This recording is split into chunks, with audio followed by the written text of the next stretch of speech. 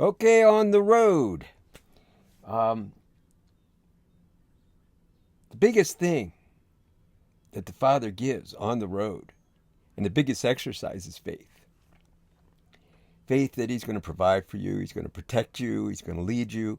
All these things that in the world that we're born into, people try to take care of themselves. They actually believe that they are providing for themselves, protecting themselves. All the problems in the world are because of that. And all the pain and suffering that goes on inside of an individual, all of it, is because we really don't believe in the love of God, that He's loving us. See, if we could start getting filled in the feeling of Him loving us, then all the problems go away. And then the things that we go through here in this world, which some of them can be very difficult, once we have that infilling of knowing that He's proven to us that He's with us and He loves us, and not only does He love us, but He loves all His creation the same, and every man and woman is loved equally. Once you realize that, then that frees you of all the burdens of this world. Well, of course, that's the journey from where we start, which is not knowing that, and to actually knowing God, which is not complicated. It has never been complicated. The simplicity of it is to be filled with His love. And when you're filled with His love, you don't need love from other people. You're able to give it without a need everywhere you go. So it's progressive because we're all coming out of fear and doubt. And that's where the walk comes in. You go down the road, and of course, everybody receives, when you do something, anything really, as an offering, the spirit that you give it in is opening to what you can receive. Now, the walk is max on. It's giving your whole life. If you truly do that, and you keep doing that, and keep getting deeper in the understanding of what that means, you're going to get deeper and deeper true revelation. God's going to reveal Himself to you, and it's going to be progressive, and it's going to be undeniable. Every bit of it is undeniable, and it will connect with everybody else who has experienced something of the same. It may not have been in exactly the same mode, because people, in accordance too, but people are called for different things. And there's some very powerful walks of faith in this world that aren't necessarily in a white robe and bare feet. The form that Amen gave is magical, and it is available to everyone. And it can be a foundation to any other walk of life that is given afterwards, because it's a foundation. It's an undeniability that can be established in a person. And so, protection, provision, those are two main things that people are concerned with. I mean, protection, oh my goodness. You think about all the security in the world, how much energy is put into that. And, now I'm in a household and we have things. And of course, we recognize that there's theft in the world. So, I've locked the back of the truck. I got tools. They've been stolen because I left it open. But there's an instilling in me that those tools are not mine. So even if I go through a little something when they're stolen, I know where they came from. And I know if I need them, they'll be there. He'll replace them, and it'll even be better. He's proven this to me over and over again. So even though when I say I know it, I'll have a moment of just like everybody does. Okay, but the walk is what's proven that to me and the foundations of it. I walked for many years, and I've had things stolen and been threatened multiple times. I mean, a lot of times. I tell one story, a threat. This is a great story. I'm traveling with a sister, and we were young.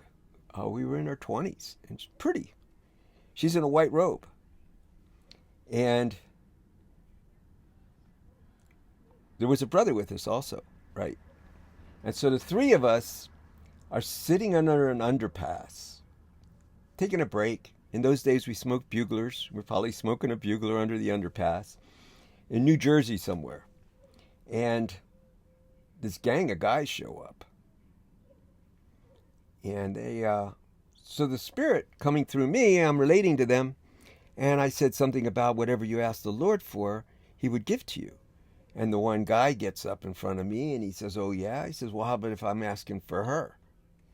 And he's talking bad stuff. And there's a space, and when the Spirit comes on you in power, you feel it. It comes from above. It's beyond you. You know you're being taken over. And it was like a gust of wind coming through me. And what came out of me was, well, if you ask the devil for something, you're going to get it from him. And when that came through, this whole gang, whatever they saw, we're sitting on our bedrolls underneath this underpass and physically unprotected. Whatever they saw, they took off running. Their eyes opened up wide and they ran away. And we all looked at each other. It was like, wow, did you see that?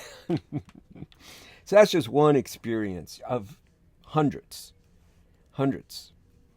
And so that's my personal experiences, all the brothers and sisters, and miracles of all different kinds. So, and miracles that are not just phenomenon, but they all are showing and removing the lower nature by their experience. So that's what the walk's really about. Provision. You ask for a peanut butter and jelly sandwich and watch it come in a way that you could never have thought about, filled with love. Of course, you got to offer it up first. Say, okay, Father, I'd like a peanut butter and jelly sandwich, or a nice place in the woods to rest, or to be by a river and do a fast, whatever it may be. You ask for, and then you give it to Him, and forget about it. Now I'm in the moment, and it's Thy will. Oh, that's a big one on the road too. Of course, I think of one of the biggest things that you would get, and of course it's connected to everything else, because the less you're occupied with the things of the world, violence, lust and greed, fear, lust and greed, the less those things are affecting you, the more sensitive, of course, the more you're living for Him and not a selfish nature, the more sensitive you are to His will. And it grows in you. It becomes you as you practice it. And see, that is really what the life of Christ, when I think of the life of Christ, and a simple statement to describe what following Jesus is, it is Thy will. My will is Thy will. And always seeking that. See, we have prayers. And the only way those prayers, if they're true prayers, the only way they can be fulfilled is by doing the Father's will, because we can't figure out how to fulfill them. But He knows exactly what's needed.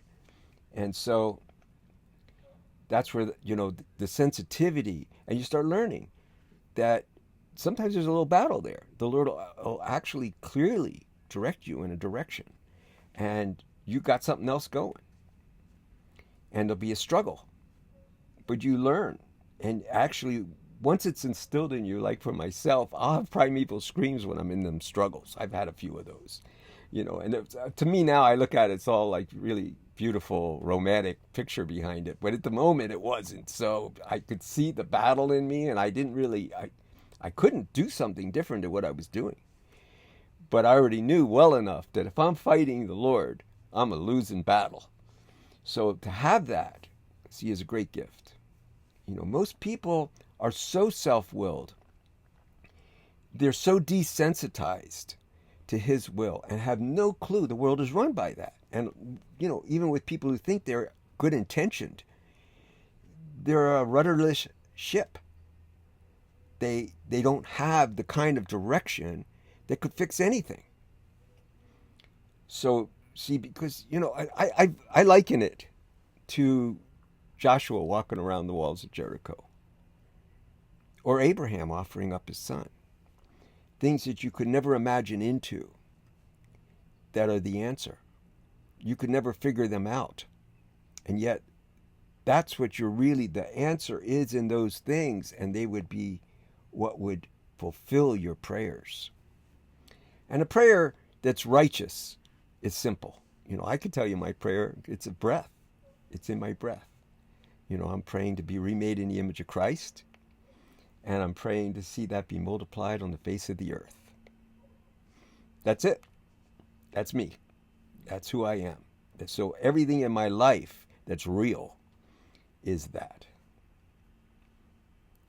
And so the walk, the provisions, the protections, and, really the bottom line is that progressively, now, I'm promoting a walk in a white robe and bare feet. But I'm not just promoting that, because I know there's very, very, very few people who are going to be able to be moved to do that. Wherever you are, you practice faith, you practice obedience, you practice the awareness of the more that you let go of the things of this world, the more you can hear the Father and then move in faith. Because the biggest thing I tell everybody, pray for acts of faith. I'd say that's number one witness to everybody, above the vegetarian, the no killing, everything. Because there's a lot of places that people have relationships with the Father already, but it's stagnant. There's not a lot going on there. And that's where, if we really want to be a vessel to make it a better world, pray for acts of faith. Ways to express faith, because in those things is going to be an increase in your consciousness, and then you have more to share. And the more you share it, and the more you increase, of course, the more you're going to have. So, amen.